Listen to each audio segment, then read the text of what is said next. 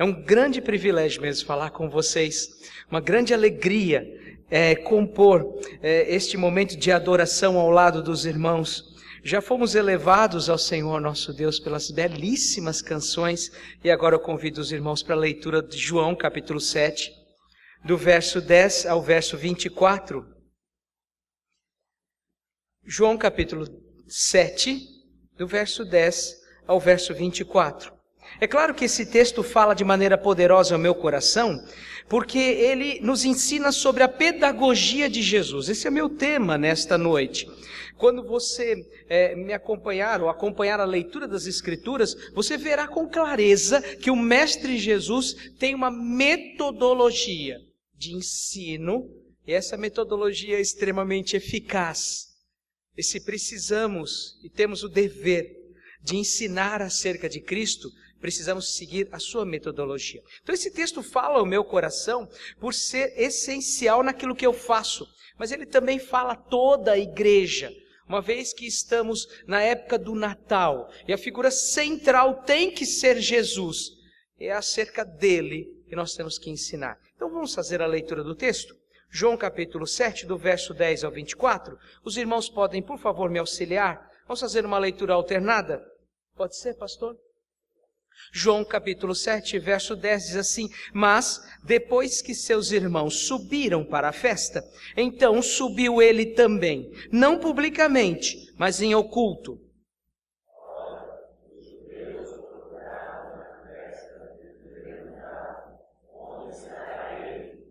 E havia grande murmuração a seu respeito entre as multidões.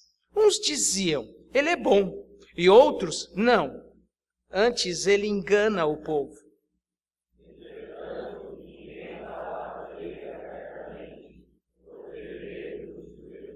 Corria já em meio à festa, e Jesus subiu ao templo e ensinava.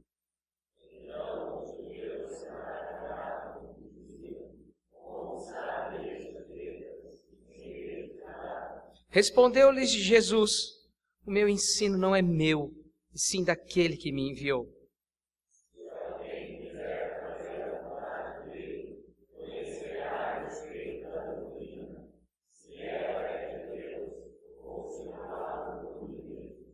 Quem fala por si mesmo está procurando a sua própria glória, mas o que procura a glória de quem o enviou, esse é verdadeiro, e nele não há injustiça.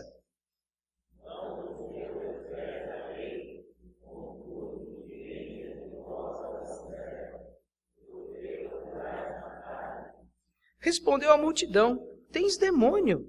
Quem é que procura matar-te?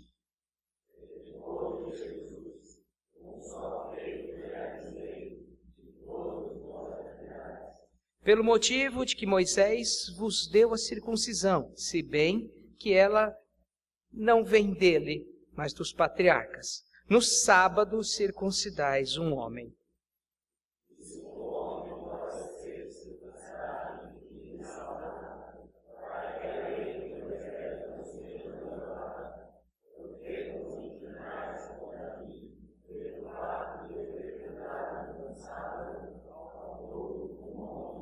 Não julgueis segundo a aparência, e sim pela reta justiça. Até aqui. Bondoso Deus, rogamos as tuas bênçãos nesta hora, de tal forma que eu seja um instrumento em tuas mãos, e que os irmãos sejam capazes de compreender a tua verdade pelo auxílio do teu Espírito Santo. Rogamos que o teu Espírito seja o nosso auxiliador, nos iluminando nesta hora.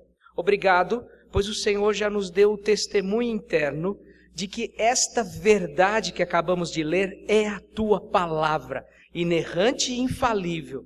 Mas agora rogamos pela iluminação do Espírito, para que em todas as coisas sejamos conhecedores da tua verdade, esclarecidos pela tua palavra, preguemos com convicção aquilo que faz parte do ensino verdadeiro da reta justiça. Em Cristo nós oramos. Amém. É verdade, irmãos, eu trabalhei no interior de Minas Gerais por bastante tempo, como o pastor falou. E quando você está num lugar de condições precárias, e me perdoem a Selma, né? é de lá, mas é um lugar bastante humilde, Patrocínio. E quando você trabalha nesses lugares onde o acesso ao conhecimento é limitado, você começa a perceber de maneira mais enfática o que a palavra de Deus é capaz de fazer na vida das pessoas. E nós temos algumas congregações lá e alguns trabalhos que são na roça. E sabe o que é uma pessoa olhar nos seus olhos e falar para você: pastor, fui alfabetizado com as Escrituras.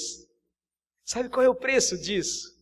Sabe qual é o preço de você conhecer alguém que quando jovem, garoto ainda, pegava sua bicicleta e saía depois do trabalho intenso na roça para andar 10 quilômetros na ida e mais 10 quilômetros na volta, para ir para a escola, aprender a ler, porque ele ouviu o pastor falar na igreja que ele precisava ler para conhecer as Escrituras, que ele precisava desse conhecimento.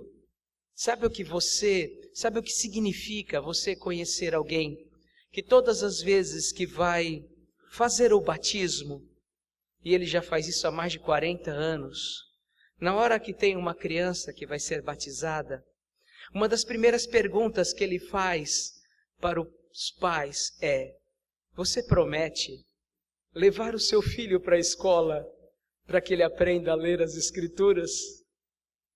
Até hoje eu ouço o reverendo Roberto Brasileiro falar isso. As Escrituras têm um poder inigualável. O seu conteúdo é maravilhoso. E você precisa aprender da palavra de Deus, pois ela transforma a vida das pessoas. E o seu conteúdo, a sua pedagogia, foi dada por Jesus Cristo, ou foram nos entregues por Jesus Cristo. E esse texto trata justamente do poder do ensino de Jesus, que transforma a vida das pessoas e que faz com que pessoas humildes, às vezes de condição bastante precária, sejam instruídas de uma maneira singular. Então, esse texto que nós temos diante de nós vai justamente nos falar da figura de Jesus como o mestre, o grande educador. João foi muito cuidadoso na seleção de material. Ele precisava fazer isso.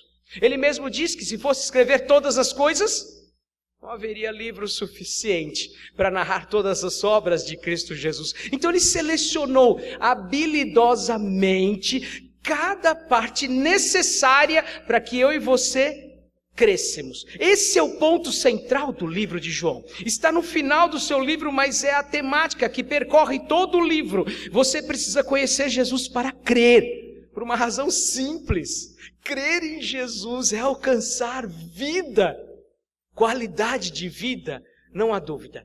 As Escrituras mudam a nossa vida, transformam a nossa vida, modificam todas as coisas, mas vida também representa vida eterna. O Evangelho de João foi escrito para que as pessoas crescem e então encontrassem vida, esta vida eterna. E por isso então, como o pastor leu no começo da liturgia, é tão fundamental a pessoa de Jesus, porque ele é o Logos, ele é a palavra, ele é o verbo de Deus, é ele que é o grande centro do Evangelho de João e de todos os evangelhos e de toda a história. Ele é o verdadeiro mestre. E João está muito preocupado com isso. Ele não narra para nós muitos milagres. Quando você lê o Evangelho de João, você percebe isso. Os milagres são importantes, mas o ensino de Jesus como Filho de Deus se destaca. Os milagres são importantes e um pouquinho antes aqui do capítulo 7 nós temos Jesus fazendo um grande milagre. Aquele tão conhecido milagre de Jesus, onde ele pega alguns peixes e alguns pães e alimenta uma multidão. Só que ele fez isso num lugar onde ele estava acostumado a trabalhar, na pequena cidade de Cafarnaum. Sim, lá foi grande parte do ministério de Jesus.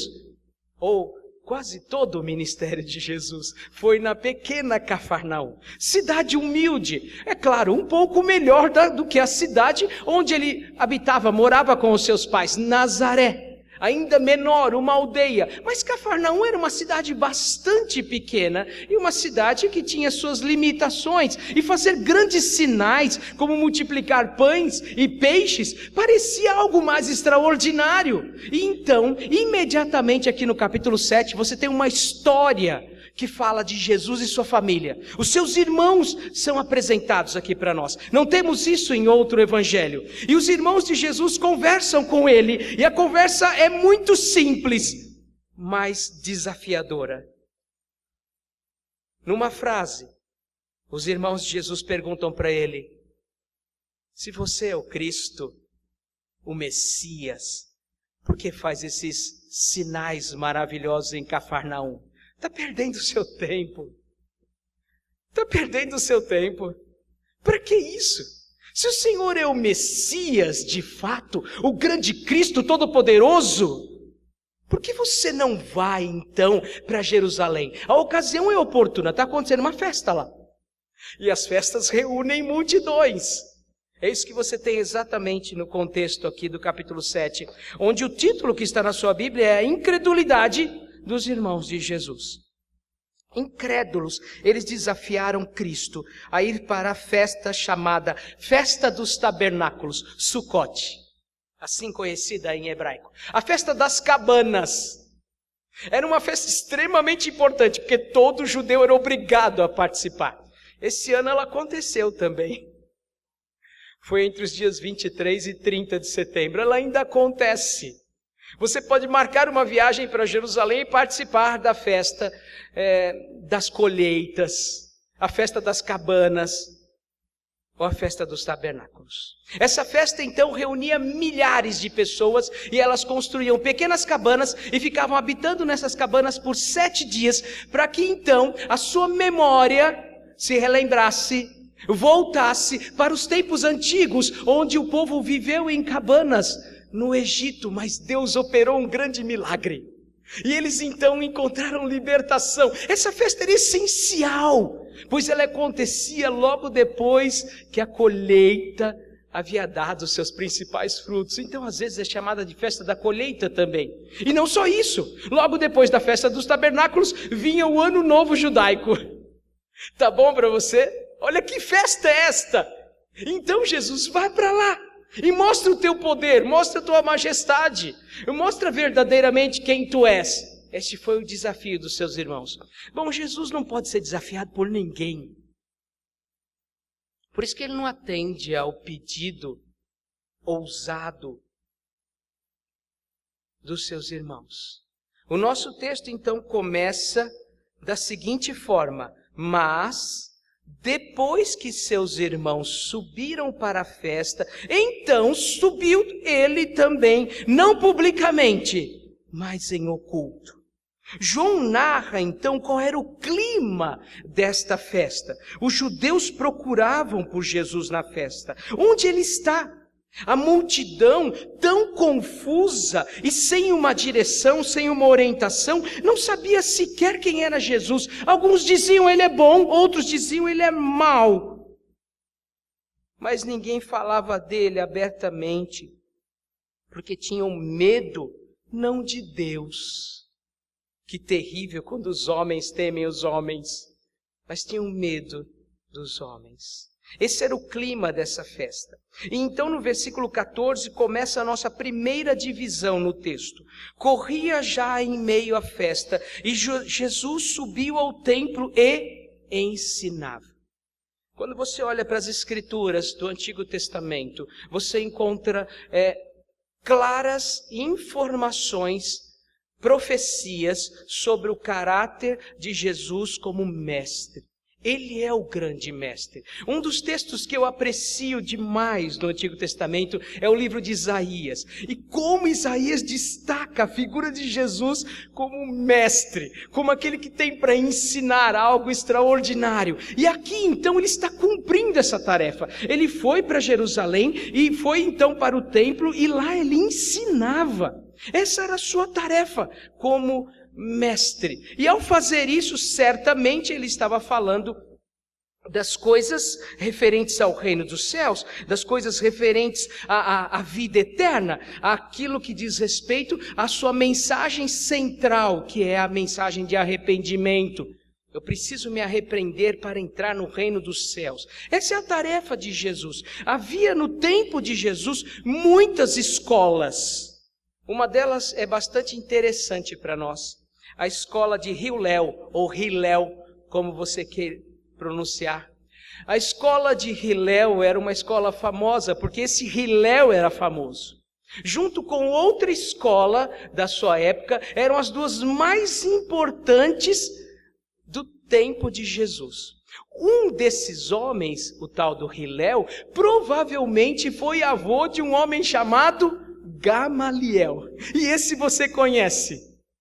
Ele era tão importante que Paulo, lá em Atos, quando quis falar da sua tradição intelectual, quando quis falar da sua história escolar e acadêmica, ele disse: olha, eu estudei aos pés de Gamaliel, eu estudei na escola de Gamaliel. A escola de Gamaliel era importante e os cristãos aprenderam também a estabelecer escolas.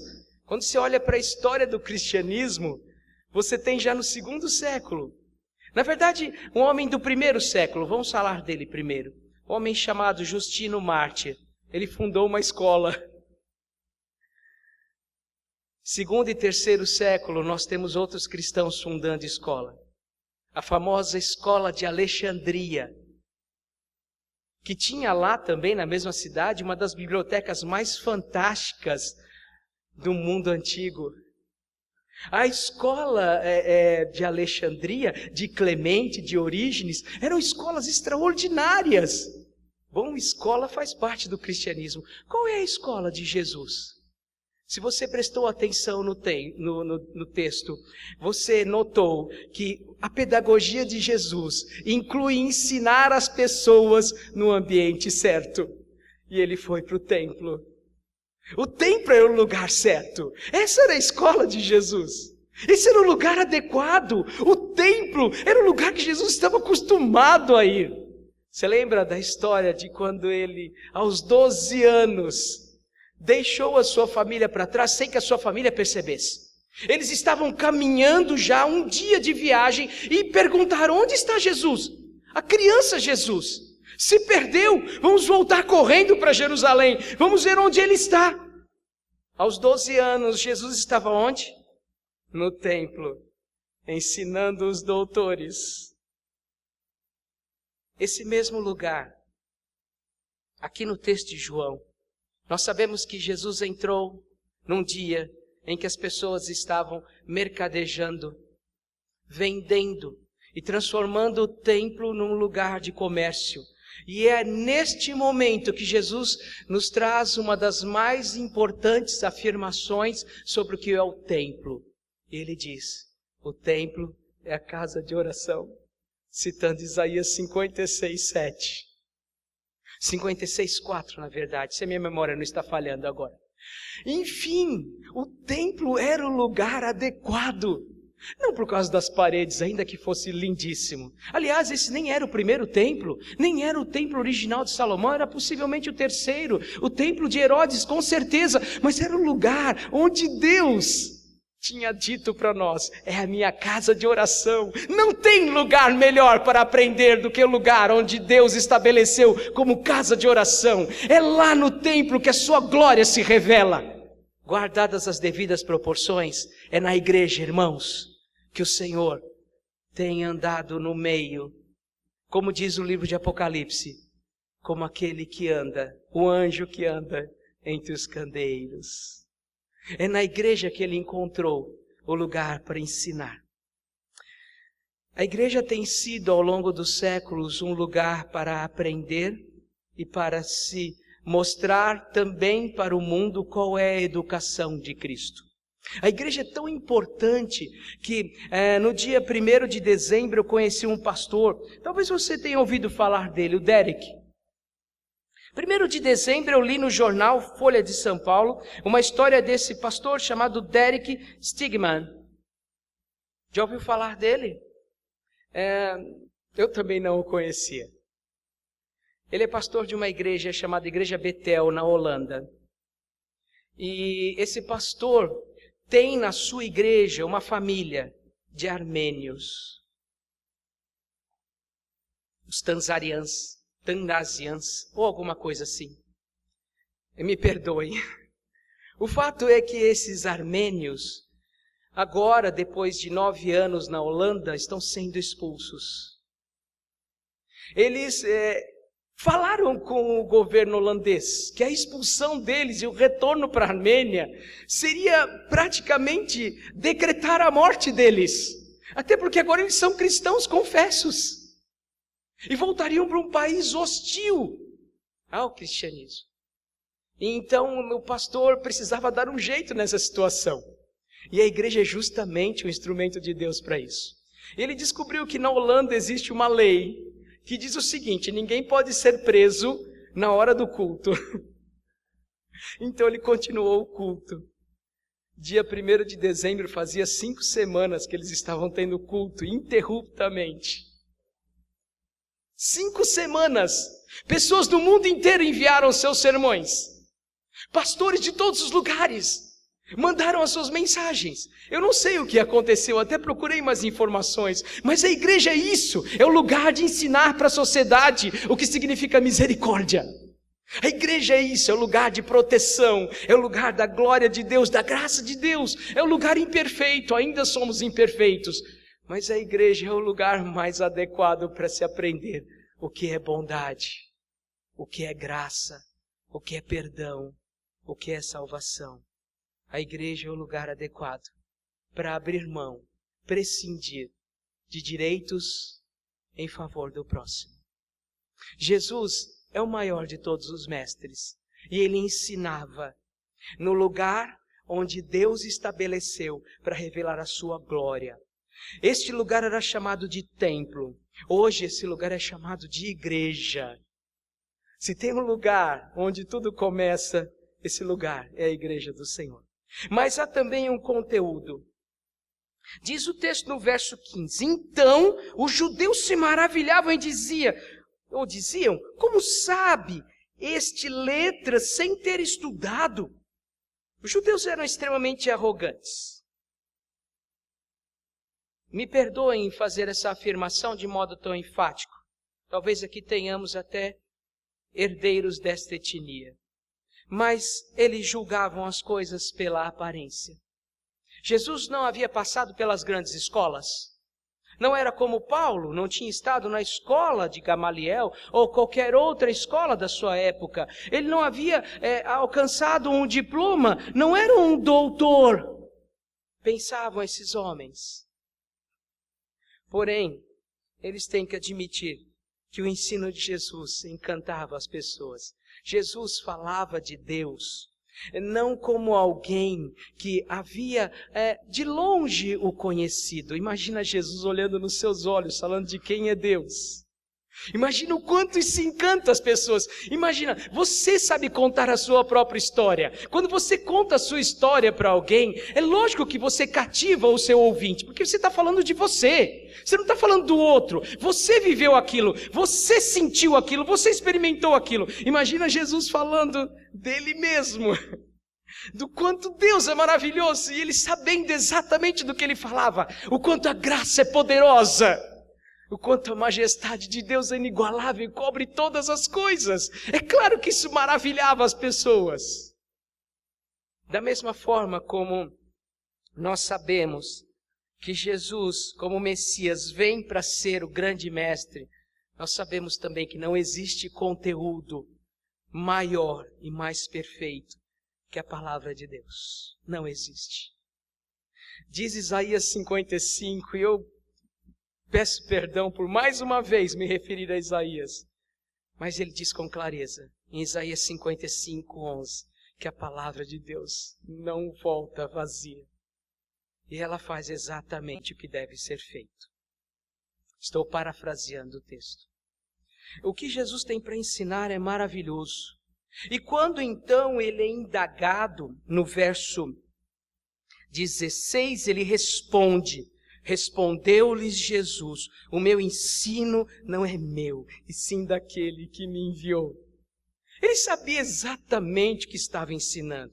Ele não havia inventado nada, criado nada. Aliás, você não precisa criar nada. Deus já é o criador de todas as coisas. Você não precisa criar nenhum tipo de máscara ou melhoria, ou então transformar isso ou transformar aquilo outro, modificar, contextualizar. Não, o conteúdo da palavra de Deus sempre será impactante. É exatamente isso que está dizendo Cristo. O meu conteúdo é o conteúdo da palavra. E aí ele diz para nós que conhecer esse conteúdo é essencial para ser um discípulo. Verso 17. Se alguém quiser fazer a vontade dele, conhecerá a respeito da doutrina, se ela é de Deus ou se eu falo por mim mesmo. Não tem como ser discípulo de Cristo e não conhecer o conteúdo da palavra. Aqui está um divisor de águas. Pois o próprio Cristo diz, no próximo versículo, que aqueles que promovem a si mesmos, que apresentam um ensino diferente, renovado, requentado, remodelado, ou o próprio ensino dos fariseus, que tinha mais regras que a própria palavra de Deus, que tinha mais normas do que a própria palavra de Deus ensinava, que tinha sobrecarregado aquelas pessoas de tal forma que elas não conseguiam carregar os seus fardos. Esse nunca foi e nunca será meu discípulo, porque ele procura a sua própria glória. Ele não é verdadeiro, nele não há justiça. O conteúdo da palavra de Deus muda, transforma, restaura. Era o meu 2º ano como capelão. 2º ano você já está começando a fazer críticas, né? 1º ano vai tudo bem, né, pastor? E aí você vive aquela lua de mel. No 2º ano você já está começando a fazer algumas críticas. Você conhece melhor o sistema. E era o meu 2º ano e eu estava criticando o fato de que nas mensagens do Mackenzie eu falava no máximo 7 minutos. Eu estava indignado com aquilo. Eu falo só 5 minutos, 7 no máximo. O que isso pode fazer de diferença? Naquela mesma semana, eu fui buscar a minha esposa, ela estava terminando uma especialização no Mackenzie. Eu fiquei sentado numa cadeira, esperando por ela. Já sem a vestimenta de pastor, já estava bem, assim, à vontade. E então passa um rapaz do meu lado. Ele passa e volta. Ele fala: você é o José Carlos? Eu falei: sim, sou eu. Aí ele começa a me contar a história dele. Ele diz assim: olha, eu ouvi a pregação de 5 minutos e eu criei. E eu procurei uma igreja evangélica. E hoje eu sou professo. Uau! Deus me respondeu tão rápido. O conteúdo da palavra de Deus, 5 minutos, não importa. Ele transforma vidas. O conteúdo da palavra é o divisor de águas. Ele mostra quem é o verdadeiro discípulo e quem é o falso. Por que Jesus foi o grande mestre? Porque ele escolheu o local certo, o ambiente certo para ensinar. O lugar da glória de Deus. Por que Jesus foi o grande mestre? Porque ele tinha um conteúdo. Mas tem uma terceira lição, e talvez seja até a mais importante desse texto, pois é a lição que Jesus mais gasta tempo falando. Ele diz que o conhecimento que ele tem para trazer, e essa pedagogia que ele apresenta, ela traz uma finalidade. Repare, uma finalidade. Em filosofia nós diríamos que é a finalidade última. Não é apenas um telos. Não é algo teleológico, tem um fim, um objetivo, e depois quando você alcança, você precisa de outro objetivo, e outro objetivo, e outro objetivo. Não, ele diz que a palavra de Deus é o ponto final da história. Ela resolve as coisas que o homem não pode resolver. Bom, é fato que nós, seres humanos, temos muita dificuldade em interpretar as Escrituras. Nós temos dificuldade e por isso precisamos da ação do Espírito Santo de Deus. Precisamos de regras da hermenêutica, sem dúvida nenhuma, mas precisamos de oração, de dobrar os nossos joelhos, de nos colocarmos diante de Deus falando: Senhor, ajuda-nos a entender as coisas, porque elas não são claras diante de nós. Ou a sua vida é totalmente clara diante de você? Você entende tudo o que está acontecendo? Certamente não. Nem as pessoas do tempo de Jesus. Se você prestou atenção no texto, lá no versículo 12, já nos é dito que a multidão murmurava, e eles não sabiam se Jesus era bom ou mau, estavam confusos.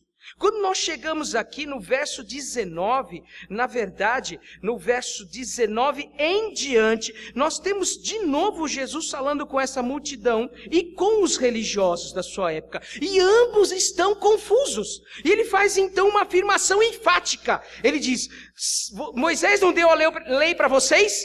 Deu. Contudo, ninguém dentre vós a observa. Vocês não conseguem seguir a palavra. Vocês falam tanto dela, vocês procuram se colocar como os grandes mestres e observadores, mas vocês não são, por uma razão simples. Vocês deveriam saber que a Bíblia diz que é proibido matar.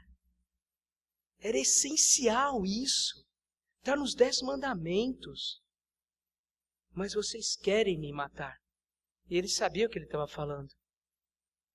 No verso 17, nós aprendemos que a multidão, ou os fariseus, estavam lá tentando encontrar um jeito, 11, 12, de incriminar Jesus. Eles estavam tratando a lei de Deus de maneira errada. A própria multidão, no verso 20, é extremamente confusa. Respondeu a multidão: tens demônio, o que em outra tradução significa enlouqueceu. Há poucos minutos estavam maravilhados com o ensino de Jesus e agora dizem que ele enlouqueceu, porque estão confusos. Então Jesus coloca um outro enigma. Olha, se porventura um homem tiver que ser, ou uma criança tiver que ser circuncidada no dia de sábado, o que vocês fazem?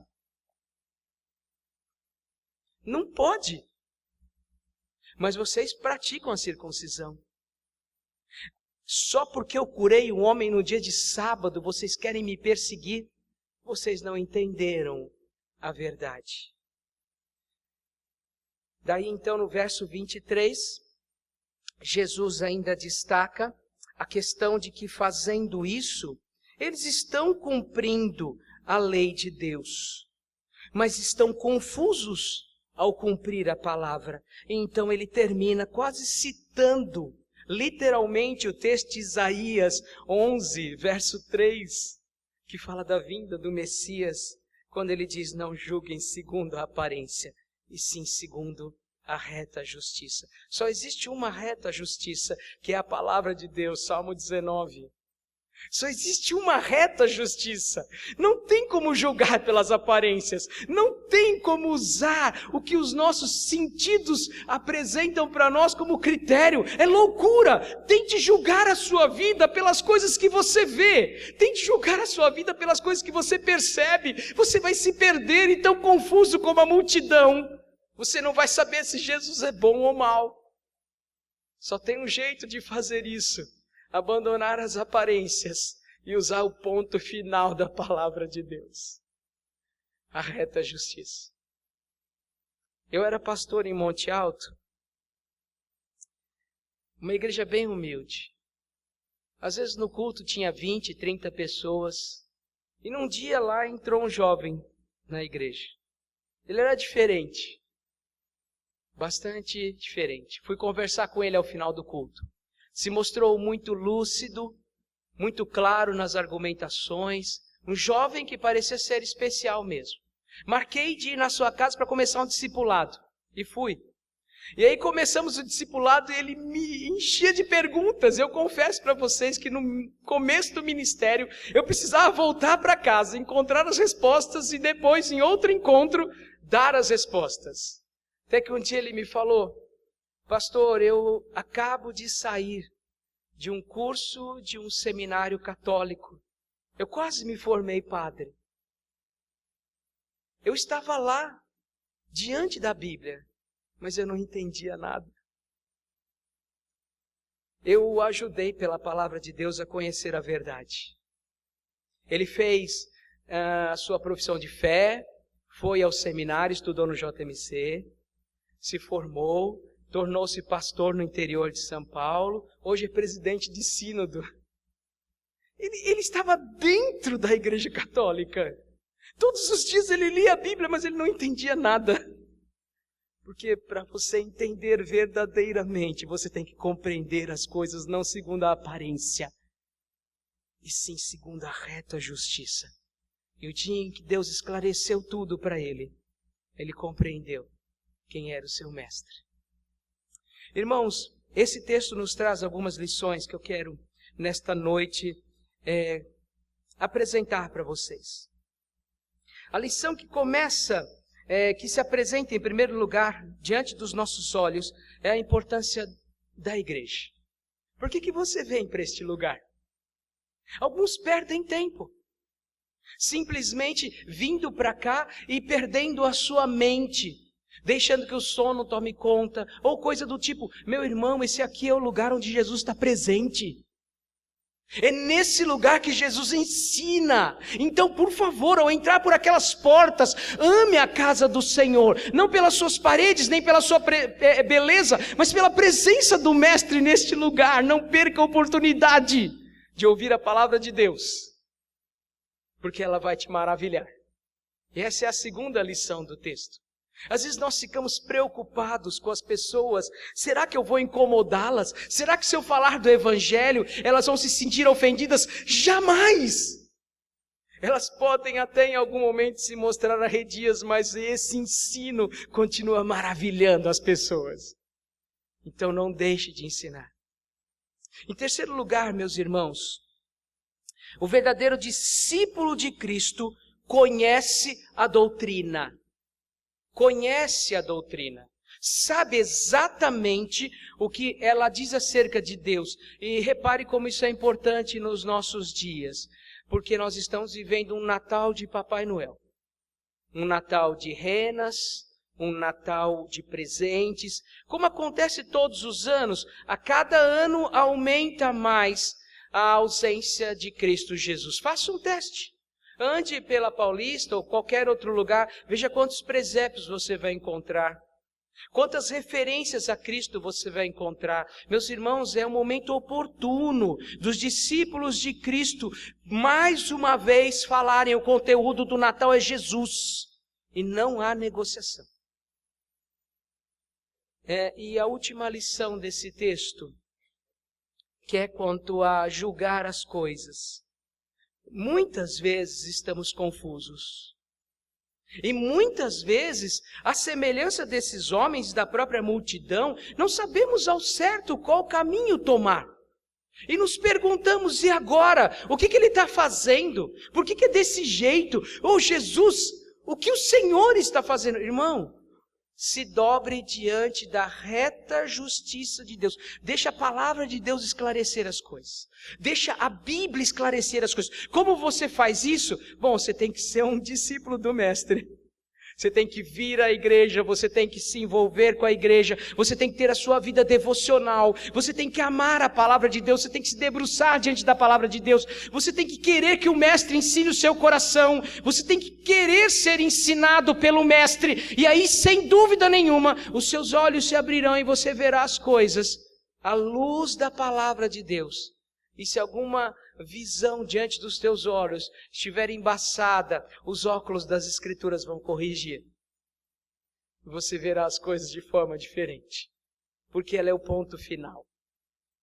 E é tudo o que precisamos saber.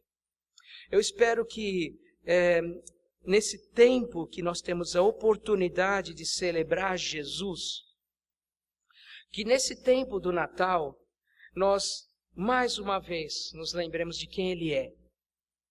Ele é o nosso mestre. E Ele tem um lugar para ensinar.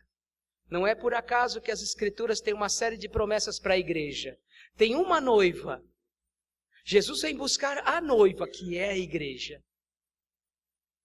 Ele estabeleceu esse lugar e, como diz o próprio texto das Escrituras, deu o seu sangue por ela.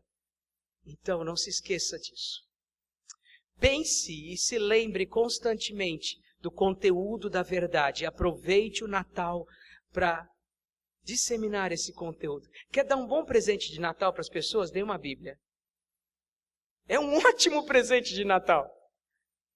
Não importa o que elas vão pensar de você. É o conteúdo que salva. Não tem presente melhor que esse. Mas não espera o Natal para isso, né? Dê muitas Bíblias. Se você em algum momento estiver confuso, deixa Deus falar o seu coração. Na escola dominical, na igreja, no culto, Ele vai esclarecer as coisas. E você no final vai falar: obrigado, Senhor, porque agora eu vejo como o Senhor vê. Deus nos abençoe. Que o bom mestre esteja conosco nesse Natal. O maior de todos os pedagogos, o Senhor Jesus. Vamos orar? Obrigado, Senhor, pela Tua palavra. Te damos graças, porque o Senhor, Jesus Cristo, veio até nós, o Senhor dos Senhores. Ele é maravilhoso. O seu ensino continua a maravilhar os seus. E Ele tem nos dado um modelo a ser seguido. Ajuda-nos, ó Deus, a levarmos esse modelo para casa. Junto às nossas famílias, ensinarmos acerca de Jesus, com o conteúdo da palavra. Ajuda-nos, ó Deus, a auxiliar aqueles que estão confusos neste mundo, mostrando o ponto final da Tua palavra, que é verdadeira e poderosa, quando ensinada a partir de Jesus. De outro modo, a Tua palavra, ó Deus, se perde. Senhor, ajuda-nos a ensinar a Tua verdade a partir de Cristo. E assim então será o ponto final. Obrigado por essa igreja, sua liderança. Obrigado pelo Natal que se aproxima. Que Cristo mais uma vez seja glorificado. É no nome dele que nós oramos. Amém.